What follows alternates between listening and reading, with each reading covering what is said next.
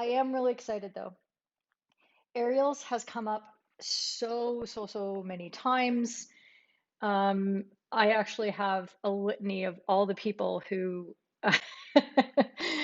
I'm just gonna drag them in here and show them off. So I've got Ghislaine asking me to unpack the aerial. I've got a recent question from our friend Beren who's on board, asking me. I can't even see that. I need my glasses to see what that says. I'm sure it's very intelligent, whatever he's asking. A long time back, Lee Newsham. Oh, that didn't work out the way I wanted. There we go. Lee Newsham asked me to have a look, and yeah, this gentleman, Simon Organ. So to say it's a hot topic seems like a massive understatement. And one of the reasons I waited so long to do this is that there really is so much to talk about. And it's a difficult topic to talk about because things are evolving and changing, and there is quite a bit of divergence of opinion and ways in which we look at this decision. What I hope to do in this 45 minutes, I'm going to go under an hour today, is break down some of the ways that we're looking at it, because I think one of the biggest problems that we're having with the aerial is that it looks very different from the top level to a lower level. And that brings up a lot of questions when we are watching the games and we look at it and say, well, God, I could never get away with that at a lower level, or I couldn't do this, or I couldn't do that, or I don't understand how they made that decision. Really tricky, but I'm going to try to unpack things and give you different ways of looking at it. And maybe this is the start of looking at ways in which the rule might be able to change. I don't know. Hard to say. It's just George the Spanish way. Let's see. Jonathan, good question. Let's talk about this later, though. And Stefan wants more than an hour. Okay. All right. So let me pull up my notes and we'll start talking. Oh, and I also want to give a shout out to the Waterford Hockey Club. That entire club now is my new best friend. So I just wanted y'all to know that. That's very important. They shared my post, and I think they're really good looking now. Okay. So when we're talking about aerials, it's going to be absolutely trite to say, but still important to say, that angles are everything.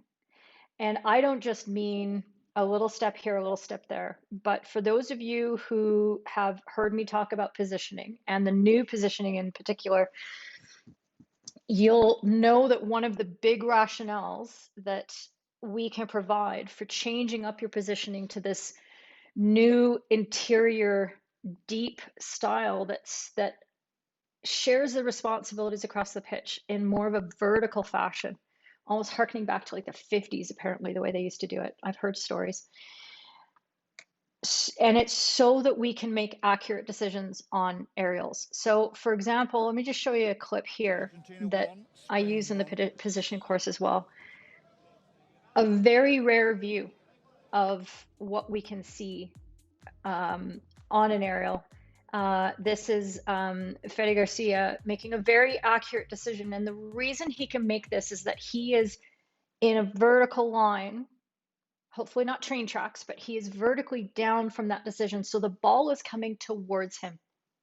Everything he needs to see is in front of him the entire time. And if you have the more traditional side-on positioning, you are hanging out at the sideline, you are running in line or only just a little bit ahead of the play, you are going to be looking at different things in different areas of your field of vision. And it's really hard to make an accurate decision that way. So that's the first thing about angles, is that if you're at a horizontal line, parallel to the play, you are going to be risking uh, making that decision a lot harder on yourself than it needs to be. The other issues about angles all have to do with the way that everybody else looks at the game. So, for example, when we are watching the games on TV, we are hardly ever seeing the entire pathway of that aerial ball with the potential landing area in sight.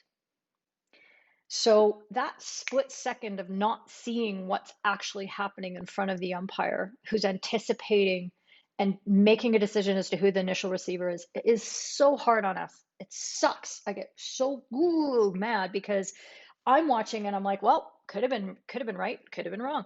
What am I going to teach people about this? We don't have the information we need.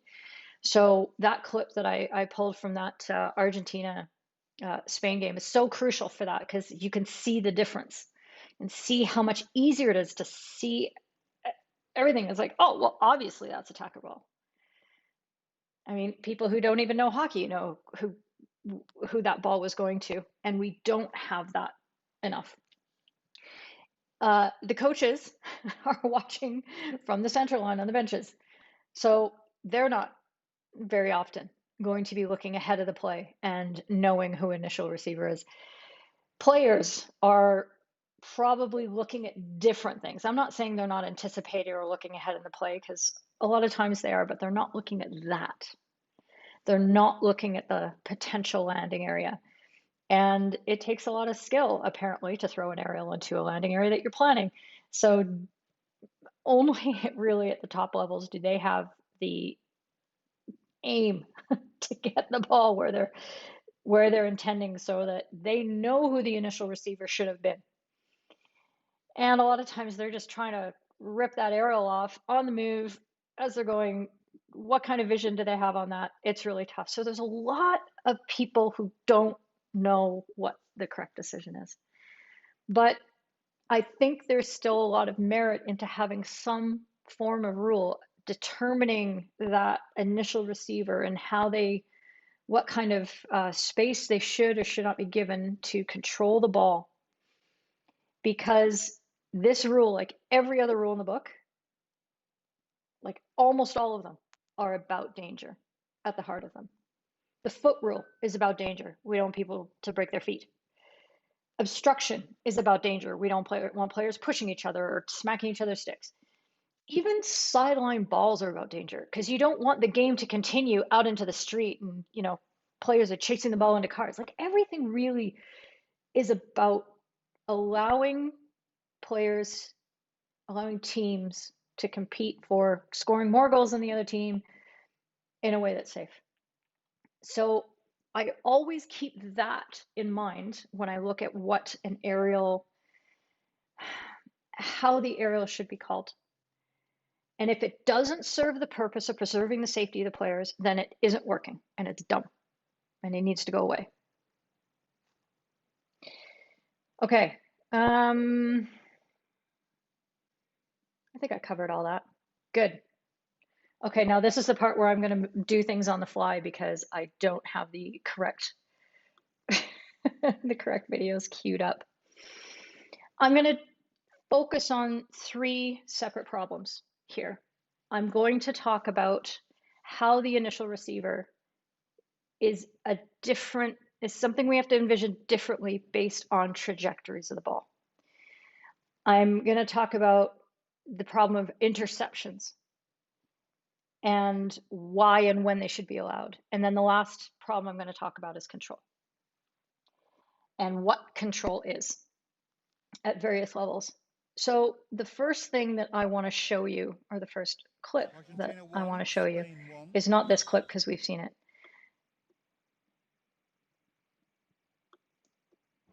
This time the decision goes against France. This is an example of an aerial that the rule and the way that we look at it, very commonly, an aerial, it doesn't work under that framework. It's a very low trajectory ball. For some reason, it's safe going through. I'll play it again through. It just, for some reason, it doesn't wing by anybody's heads. There's a nice big opening, but it is very low. The decision goes in favor of the attacker, who is in front of the defender behind him. I think the first thing that you're probably wondering in your head is, how the heck does that actually make sense? Because the attacker, the player in red, was not alone in 5 meters of space. Here's the thing. In a way, he was, but not the way that we picture it normally, and not the way that we draw the pictures. Let's see. Let's see how this goes. Okay.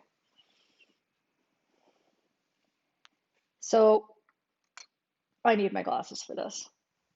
Oh, this isn't working. Okay, so I'm gonna pull myself right off this screen so you can see everything. Okay, that is so much better.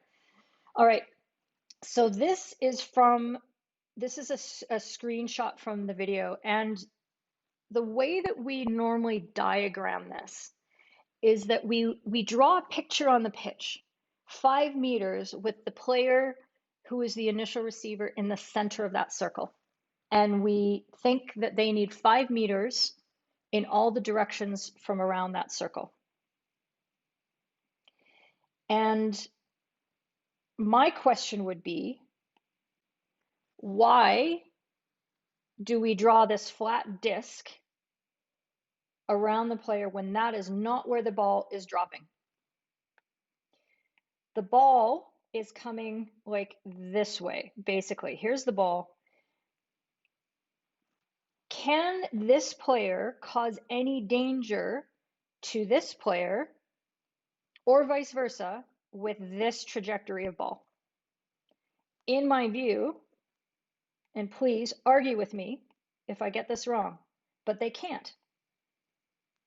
That is not going to be dangerous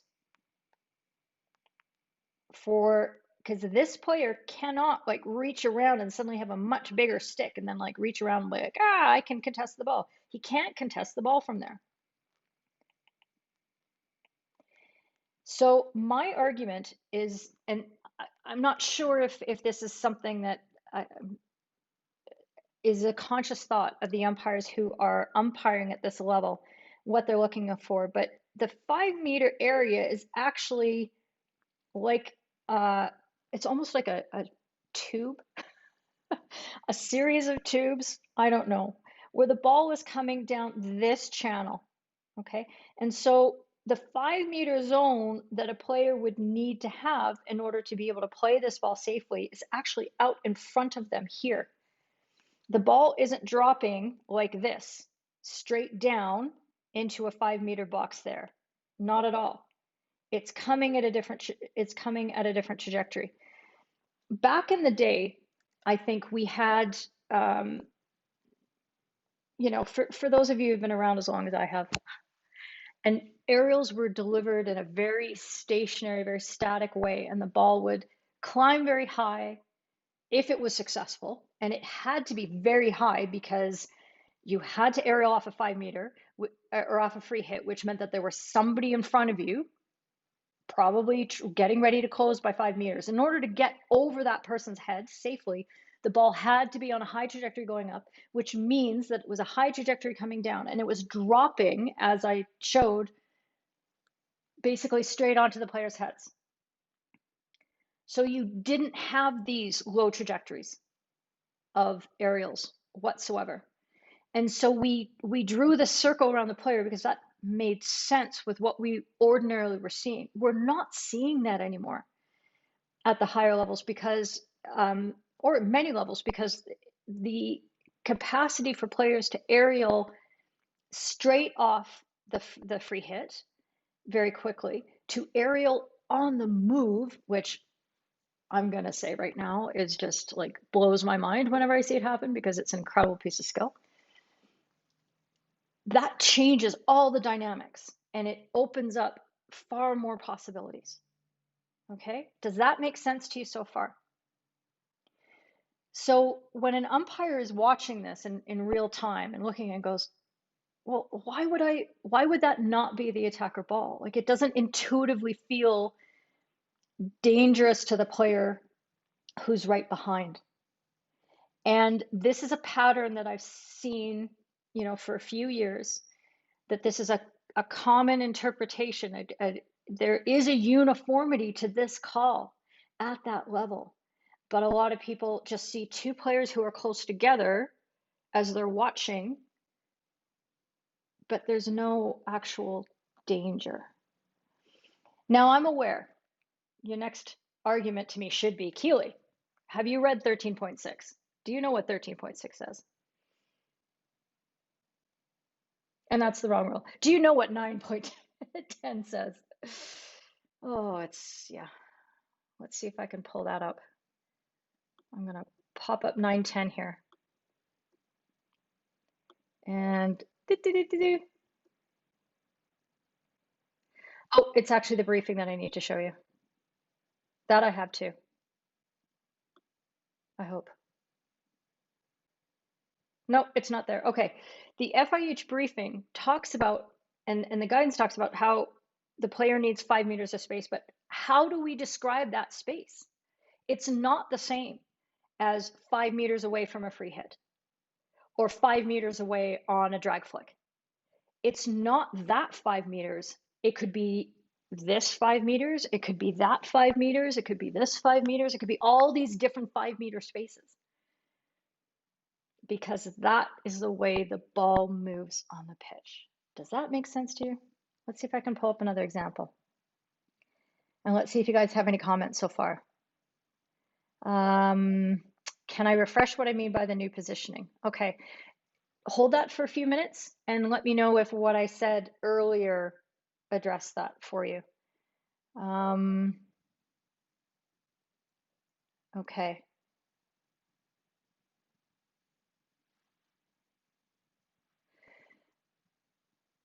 Okay, these are good comments. Okay, so first one here, I'll start dealing with these. Daniel's asking, should we be shouting out who we believe the receiving team is or not? I think I've said many times that I believe in proactivity and I believe in communication. And I don't think this is coaching that is unacceptable. I think this is, especially when you say something like, that's red ball, that's red ball. It's up to the other team to figure out what they want to do. Do they want to incur a free hit? Or do they want to back off and then come and close properly? Do they want flow or not? They can make up their own mind what to do. I have also seen and heard, sorry, I have heard, and I have done this too, where instead of just being indicating what I've seen, that I'm directing the players and I'll be saying, back off, blue, that's red ball, back off. And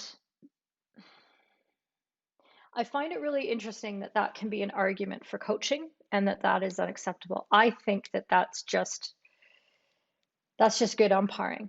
And again, you're not telling them how to tackle. You're just telling them that if you continue to close at this moment, I am going to be bowling against you. And I think we're going to come to a day, and we talked about this on Daniel's question a few weeks ago, where we talked about carding on aerial and 5-meter infringements. That I think there is a day coming quite soon where we're going to start to card these. It's just not this day. But understanding that if you give players the conscious choice, that you're now setting that up a little bit. But still, players, they get to choose what they want to do. So I like the proactive approach. Okay, Swampy, good to see you, buddy. You're saying that there's going to be an attempt to contest. And I guess what the question for me is, yeah, I can envision at another level that defender in behind goes, well, I'm going to plow through this person. I'm going to do this, or I'm going to, or I'm going to try to step around them. What I'm saying is that is not a call for that defender. That should not be their decision, because they were not the initial receiver, because the attacking teammate in front, I believe, was established as the initial receiver and should have been allowed to take down that ball. And so I'm not saying that that's a play on situation. That is an infringement by the defending team. And if they're jerks about it, you know how to deal with it, right? If they make it physical, if they're the ones making it dangerous, then you've got your management tools to intervene. Do you agree with that, Swampy? Does that make sense to you?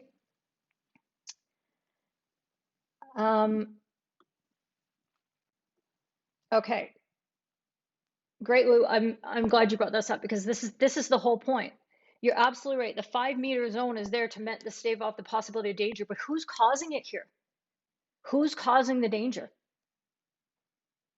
It would have been safe, but for the defender taking the action as you described, going through the attacker. So why should they get the free hit in that situation? I don't think they should. And let's see if I can show a couple examples, and maybe this will help to illustrate my points a little bit more as well. Okay, so I'm bringing up this screen. Don't worry, I'm going to bring up the correct. Okay, this is an example. I'm going to get my head out of the way. We can watch this a few times, but this is more of a, when you see it on replay, the ball was coming at an angle, and although the Belgian player was in part of the landing area, he wasn't going to be first to the ball if you can receive over the head. And the fact that he closes up, that ends up being attacker ball and advantage to play forward. When I pause it right here so you can see that actually being able to play that high changes where the 5-meter zone is. And it's then the Belgian player who steps in, Belgium, Spain, who steps in and who would have been tagged for an infringement, but for advantage being able to be played.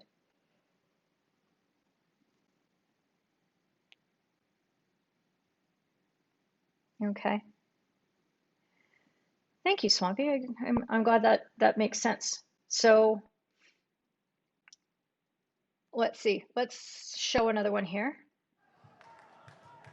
Just leaving that one behind. High and long it goes.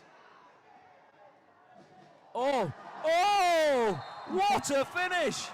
One bounce went over the defender. So one of the reasons I want to show this one specifically is because, okay, just imagine, it's arguable, I think the Japanese player is probably 5 meters away behind him, but had he been a little bit closer, would that have suddenly been an infringement that would require the umpire to intervene, or could they have played through because there's no danger caused by that player being in that position and not attempting to play the ball? Okay. That might have been a little bit more confusing introducing that one at that point. Teaching moment here. Good to know. Okay, Ingborg, I will always try to shout out how I find this play going. I agree with you. It puts the onus on the players. However, it might seem a bit silly if a few seconds later another player, yes, intercepts the ball. This is the thing. So the guidance in the FIH briefing, I have it somewhere. I'm going to find it, you guys. Bear with me. Talk amongst yourselves while I find this screenshot, because it's really valuable, and I think it reflects, my concern being is that it reflects an older, an older view of what aerials look like. Haha! I shall not be defeated. Okay. So that's the background of the first rule. Okay, this is the slide that's so important. An attacker receiving a falling aerial ball must be in clear 5 meters of space when the ball is 20 meters from the point of which the ball will be received. This statement here, I think, is not helpful at all. And I don't think it works. And I don't think it helps umpires make accurate decisions or players to understand the rule, because the first point that I was talking about is what 5 meters of space. It should not be a disc that's drawn in 2 dimensions around a player on the pitch, because that's not where danger occurs in this situation. And then the second one, exactly the point that Ingborg's making, is that you can now have interceptions in areas that you had no idea could be attempted.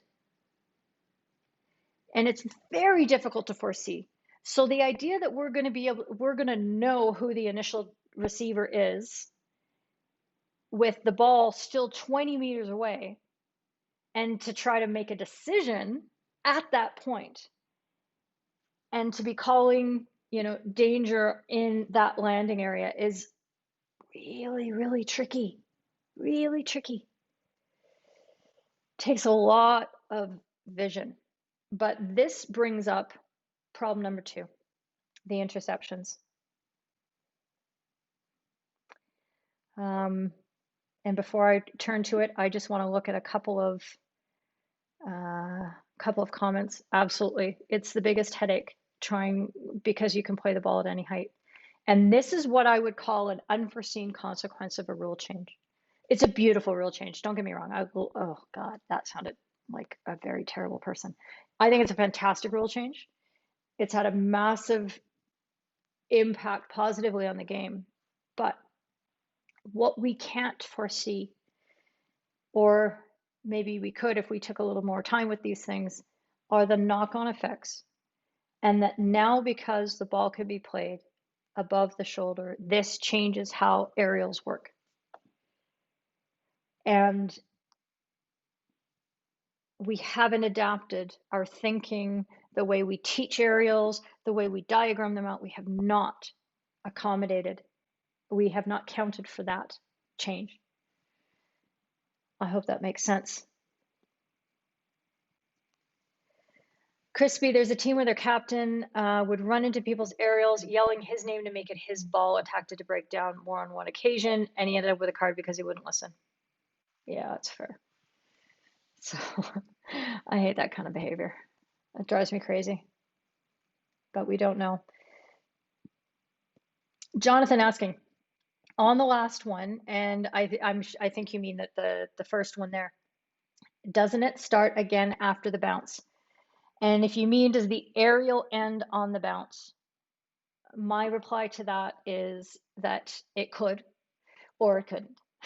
It all depends. What really is important is whether that ball can still result in dangerous play on the receiving end. So an aerial that is bounced twice could still be dangerous, depending on the height that it's going, the trajectory, the spaces, the speed of the ball. All these things can impact whether that ball is going to be dangerous still. And a ball can bounce once, and the aerial's like, it's dead, it's over, it's safe, play on, contest it all you want. And this is, again, a really good time for you as an umpire to use your voice and to say, it's all good, play on, nothing there, whatever vocabulary you want to use. I might even say things like, that's done, so that the players know that they just are now going to be contesting within the normal realms of danger and the normal realms of obstruction and feet, blah, blah, blah. So those things, I think that's good proactivity, because then the players know that they don't have to hang back or respect 5 meters. Somebody who thinks that they might be getting 5 meters will know that they're going to get closed down. So I guess this kind of goes back to the coaching part, is that when you give information about that sort of thing, you're not just telling one team. Both teams hear it, and both teams have choices that they get to make. That's why I don't feel like it's coaching. You're not just telling one player, all right, I swim 5 meters, go for it, right? That's coaching. When you turn to your players and you tell them to do one thing, that's coaching. When you turn to the entire team and yell at them, you know, aerial's over, how is that coaching? Because it has an impact on both teams. And it's good information for both teams to have. Okay, just like calling out advantage is important, not just for the attacker who's been fouled, knowing that they don't have to pick up their head and look for a signal, knowing that they can just continue to scan, pass, dribble, do whatever fancy stuff they're going to do. The defender also gets the information that they best not stop. So it helps everybody play better hockey where you're not blowing your damn whistle. And isn't that what we want? I'm really glad I worked through that, even though that wasn't really directly on the aerial. Okay.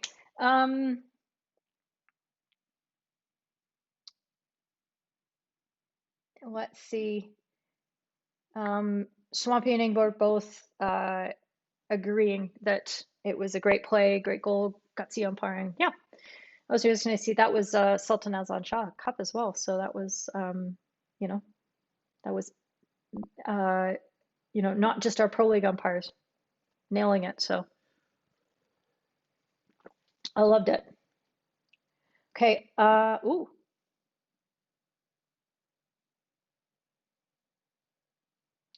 Okay. And more Swampy. Just because we're friends, I'm just going to put all your comments up. I'm just kidding. I'm not doing that. You say good stuff, though. You're communicating with the theater, the players, the coaches, spectators, TV. Yeah, absolutely. It was interesting. It was on one of the mentor groups in Yellow where someone brought up the issue that they say, well, this whole arena umpiring is, I hate it, bleh, because I have like 2 people and their dog watching the game. Why am I arena umpiring for them? But it's not. It's not just for spectators or TV cameras and, you know, all your fans on the internet. It's for everybody who happens to be watching the game, including the players who are at the end of the pitch who can't hear your words. It's for the coaches. It's for the subs on the bench. It's for the technical table. It's for it's for all of those people, and it is for the granddad and his dog on the other side of the fence as well. So I still think it's valuable to do it even in situations where you think nobody is here watching. This is terrible. The other benefit to having that presentation be a part of your regular skill set is that you're building a habit and you're doing it when it's easy. When nobody's watching you, it's a lot easier to play around with your signals and your presence and the words that you're saying and all that stuff. Like experiment and try things and F up magnificently and enjoy that and get that feedback so you can pare down what works for you, what language is clear, what the players like to hear from you. Ask for their feedback. You know, if somebody comes up to you after game and says, you know what, you're kind of over umpiring, take it on board. Be like, yeah, okay, that was way too drama queen. I'm gonna slow my roll on that one. These are the things that you can do in those situations so that when you're in the bigger games where you're under pressure, it's fourth quarter, tie game, all that kind of stuff, you are habitually doing the things that make your umpiring better and help you manage the game better. So it's for everybody and it's for all time, in summary. Let's see. Yep, dance like nobody's watching, because in hockey, many times people are not. Okay, let me start talking about the second problem. It's 20 minutes to 1. Okay, interceptions. This is another thing that people struggle with, and I'm going to bring up a video. I'm going to bring up a couple videos, but one in which I know made the rounds yet again in the lands of, okay, Let's see which one I got. Haha, okay, you guys are gonna love this one. This is the famous World Cup goal. Just leaving that one behind. High and long it goes. Oh, I don't know if that's working out for you because I can't see the finish. video. One bounce went So, over the defender. let's try this again. It was just smashed. What would probably help is if I pulled in the video instead of the freeze frame. There we go.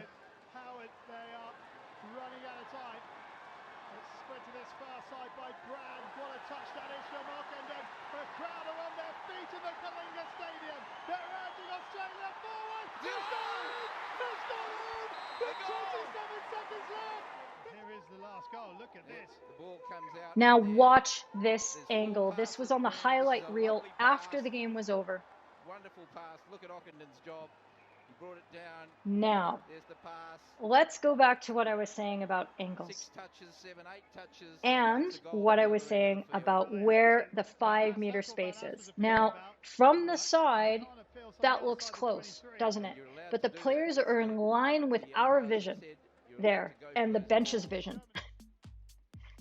But when you watch it from the vertical angle, you can see how this is a safe interception, probably 5 meters of space there. That's why that goal was, that entire passage of play was legal. That is the level of skill that we want to see. But that's what I mean by the 5 meter distance being in a different area. And who is the receiver and where this, like, the landing area isn't flat on the ground. The landing area is here because our sticks can be up here.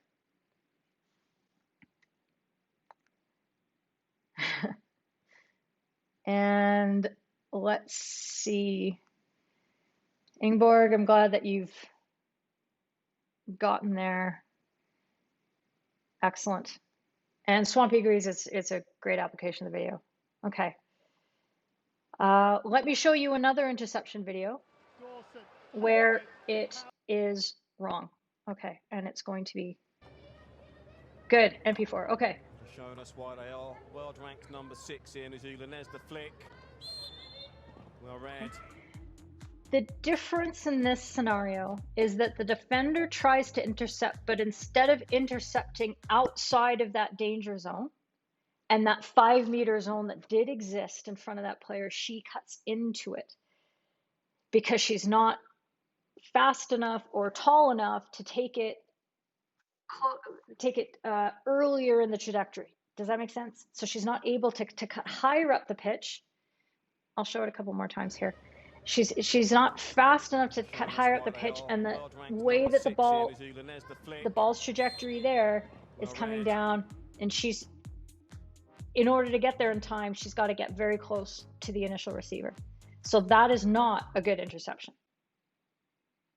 I hope you can see the difference between those two and that they're clear enough. Interception, interception. Okay, those are the two that I wanted to go through.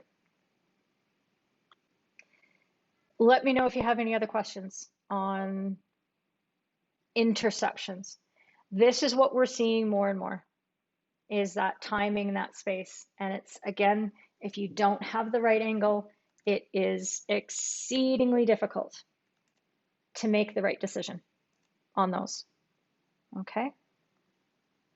Yeah, and as Ingeborg is saying here that that defender, that's Canadian Abby Ray, who's playing for Belgium now, that she could have been hit, but exactly, and that would have been the danger that she creates, because there is that area that if she goes into, she cuts it out. So just like the very first video that I showed, if that defender comes through, they're the ones creating the danger from behind by trying to come through. And that's why the ball has to go for the attack in that situation. Okay, bye Swamps. See you later. Last problem is control. And just like with danger, just like with advantage, control is a subjective changeable, different issue from top level to bottom level, because control interplays with skill and what is dangerous. So the way that you are going to want to see control, the degree of control you want to see, is going to vary from your little juniors as you progress up the ladders to high performance through adult recreation, all the way through the levels to high performance at underage levels and then high performance adults. Everything is different along there because the skill impacts how much danger they're going to be in. So there are some times, and I think this is one where even at the top levels, we're struggling with being consistent on this. And you'll see a couple examples here in the clips that I have where I'm not sure that they're getting these right. And I need a different folder for this. Interception, control. Okay, I need to get another folder. There we go. Okay. World Cup, and apparently had a real heart-to-heart with Alison Allen, who said she needed to look at her game and there were certain aspects she needed to improve. So this is an example where the ball hadn't been properly controlled by the player who received it, and they played the ball away from them, either by mistake or because of lack of skill. And in both those examples, I would say that, I think I've messed everything up pretty nobly here. That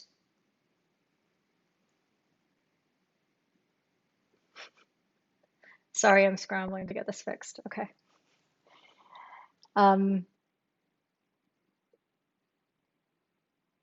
If the player doesn't have the skill to keep it close to them and they didn't have any infringement, any pressure on them, and I mean pressure from what they can see, if the player is in behind them, they're not pressuring that ball. And I used to make that mistake, that call all the time in the earlier days, and then go, oh, that was dumb. Why am I giving that free hit? Because again, I'm thinking about a 5-meter disc on the ground, and that's dumb. So we're looking at the receiver misplaying away from them, and in that case, there has been no infringement, even though the ball doesn't get controlled within that 5-meter zone. Again, if we look at it like that picture, we're going to get that call wrong. So that's not what we're looking for. Let me show you another video. Not this video, another video. See, interception. Nope, not interception. Control.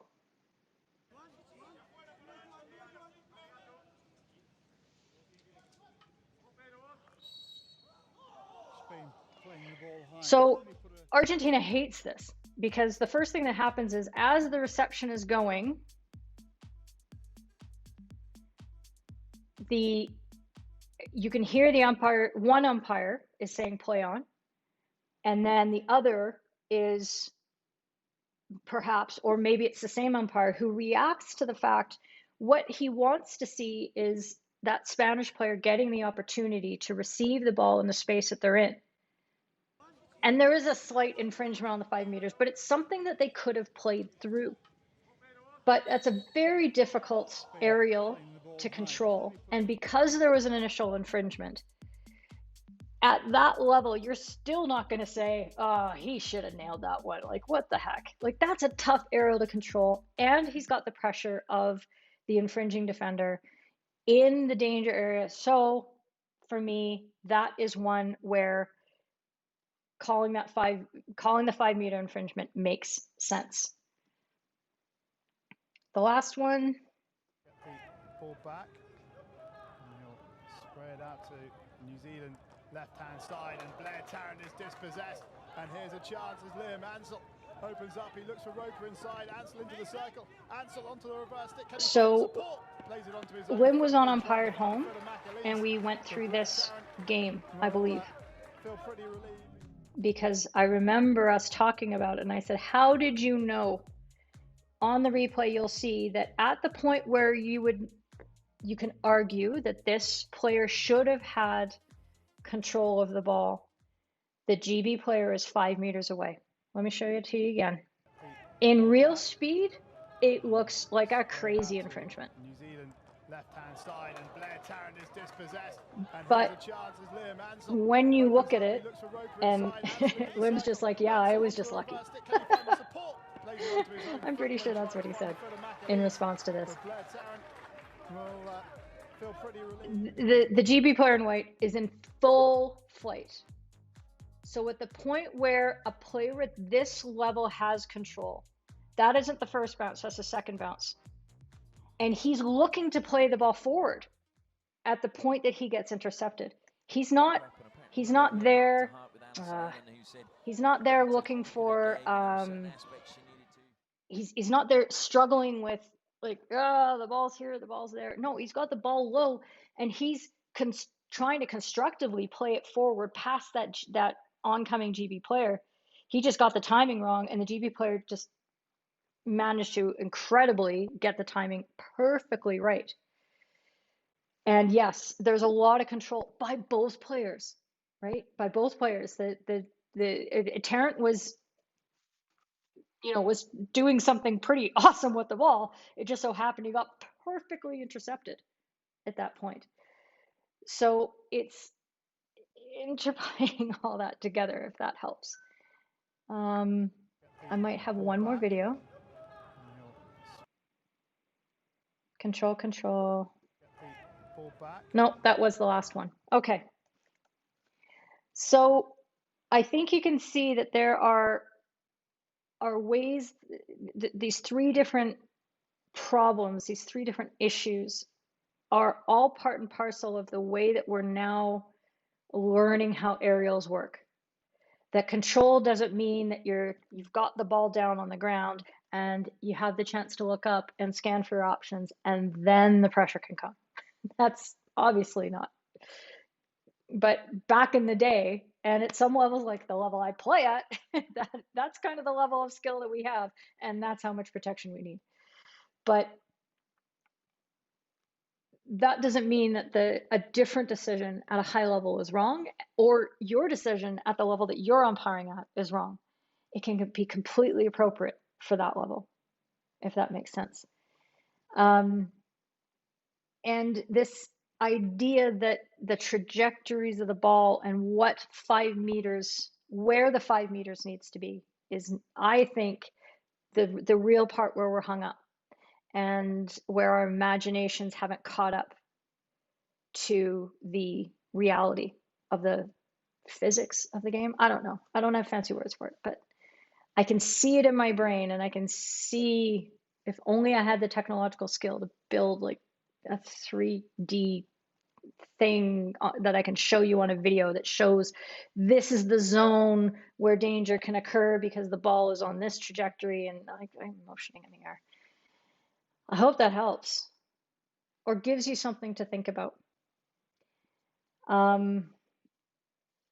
And when I hear, like, this is the number one topic, everybody who wants to change the rules of hockey wants to change this. And I don't necessarily think we need to change the rules of hockey for this. What I think we need to change is the way we present this. And if we only have 4 cameras on a pitch, so we have one side angle, one so one high sideline angle, one low sideline angle, and then the 2 goal ends. And if we don't have TV production that shows that vertical shot on most every aerial that happens, nobody's going to understand this rule ever. End of story. It just isn't going to work. We can't at the same time allow just a free-for-all on those receiving areas. We can't just say, well, we're just going to call it if it's dangerous. there's a reason why certain things are dangerous, and those whys inform the guidance that helps us get a little more certainty in how we apply the rule. And we can still use 5 meters as guidance. It's just, where is the 5 meters?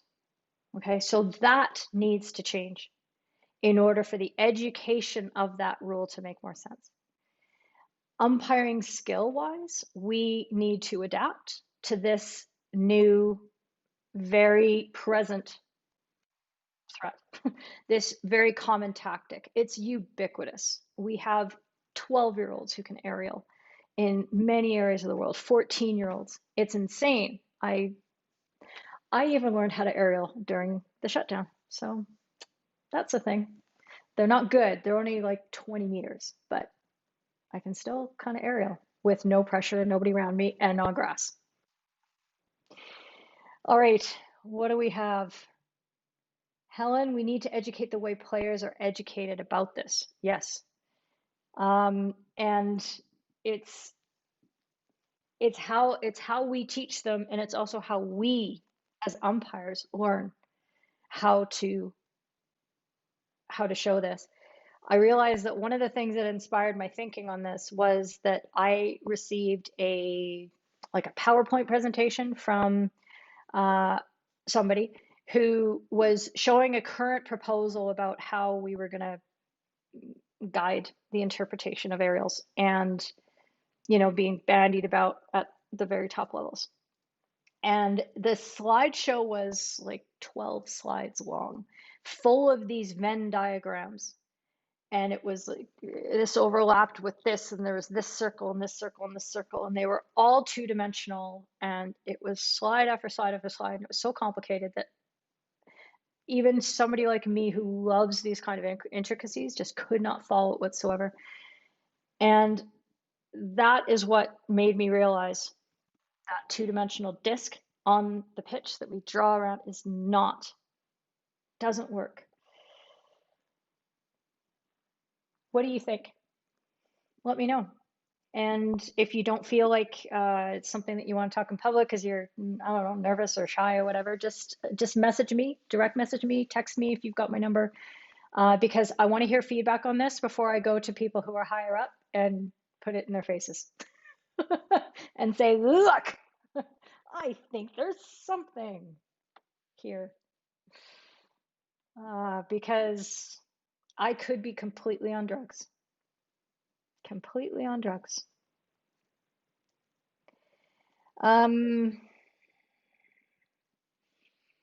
Jacob, is my aerial ball with a moving ball or stagnant? It's right off the free hit.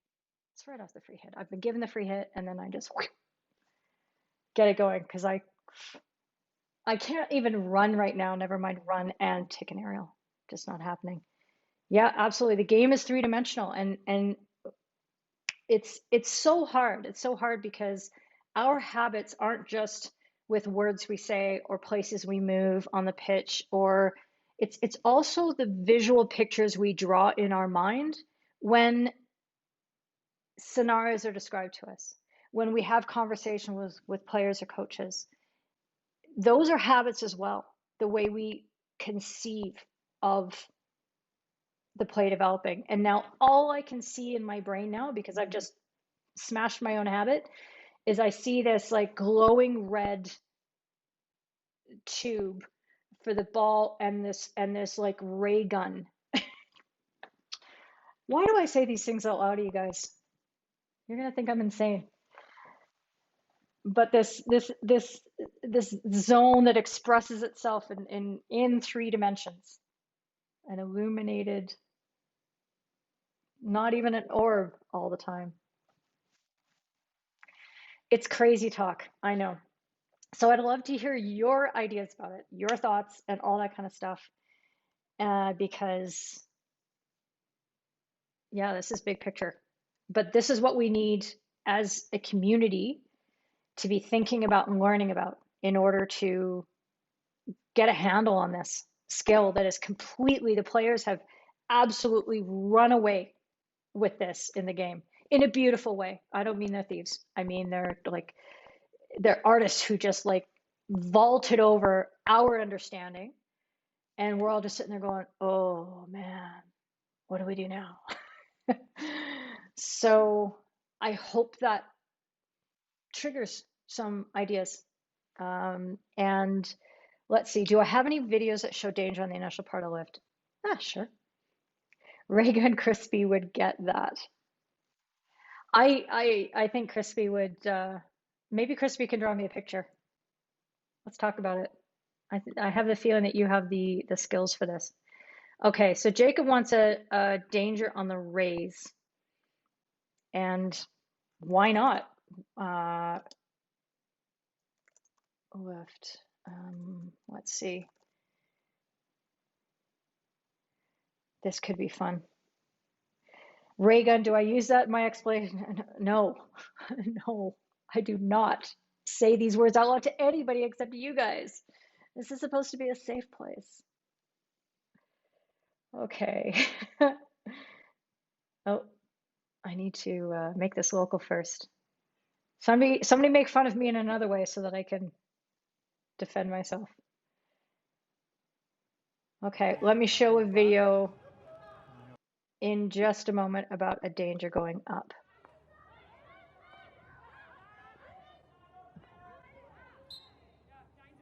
Okay, so Jacob, just a pretty simple and standard.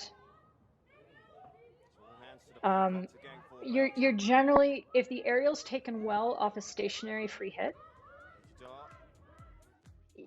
as long as they haven't flubbed it or taken some weird dangerous trajectory, then trying to go through the player rather than over them, it's probably not going to be dangerous. But those on the move where the player didn't have the opportunity, it was a lot more apparent actually on the slow motion replay. So I'll just show that again. And what really made this dangerous was the angle that the ball went at. So even though the attacker was a little bit to the side, as she came in to pressure the ball went in that direction as well. The ball went towards her head. And that's where angles, again, really come into play. I think that wraps up this very high level philosophical conversation. I hope it was of value to you. This was a bit of a different approach. I'm sure glad I didn't try to cover Menashe's stick block topic. He's in the indoor course though, and I know he's not still watching, so I'm sure that I'll be able to push it back for yet another week. I have some good topics for next week still, but keep them coming. Thank you everybody for tuning in. I, as always, appreciate your time because your energy, your questions, your participation is why I can do any of this. Because if you're not there, I'm talking to myself and talking about ray guns.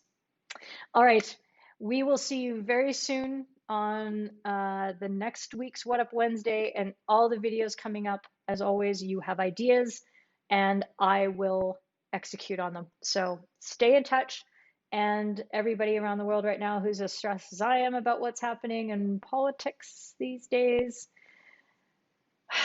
take some social media breaks, drink a cup of tea, hug somebody you're allowed to hug these days, and we'll get through this together. All right. Ciao for now, everybody.